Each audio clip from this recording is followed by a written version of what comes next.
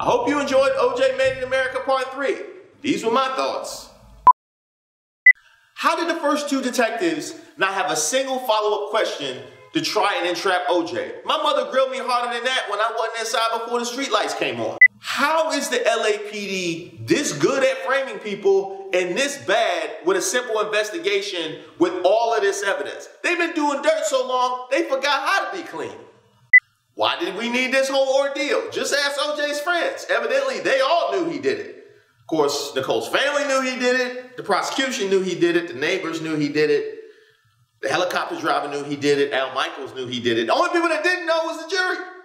How you gonna get away in a white Bronco? You can't blend in traffic.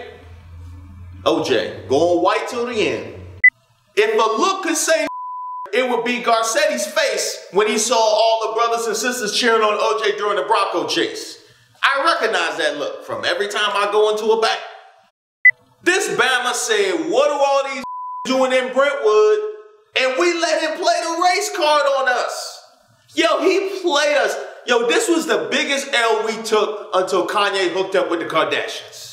Mark Furman asked to be relieved and get a pension because his mind was so poisoned by hatred of black people. You know what? Let's keep him on the force. That is the kind of honesty and integrity the LAPD needs. What do you have to do to get fired as a policeman? Don't answer that. Shoot some white people. I know that. Shoot some white people.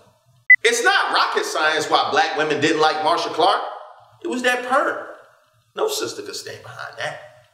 This fool said, if this jury convicts me, maybe I did do it. And we let him off. The LAPD owes all black people of Los Angeles an apology for keeping Mark Furman on the force. And they owe Ron Goldman and Nicole Brown's family an apology for keeping Mark Furman on the force, because that's exactly why OJ got off. I'm not mad at Chris Darden. He was just doing his job. But what Johnnie Cochran did to Chris Darden was black on black crime. That was Potts hit him up in a suit. Johnnie Cochran was a genius. Not only did he argue for the jury to hear the word, he made Chris Darden look offensive for saying they couldn't, then went the extra step to apologizing to black people for Chris Darden.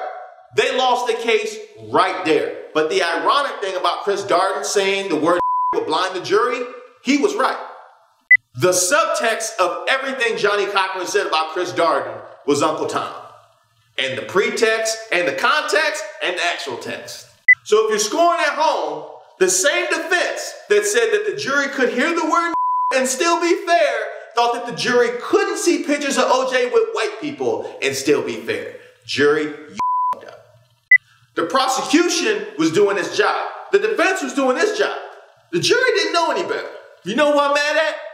Everybody black who took a picture with OJ so he could put it on the wall. Because you know he didn't mean it.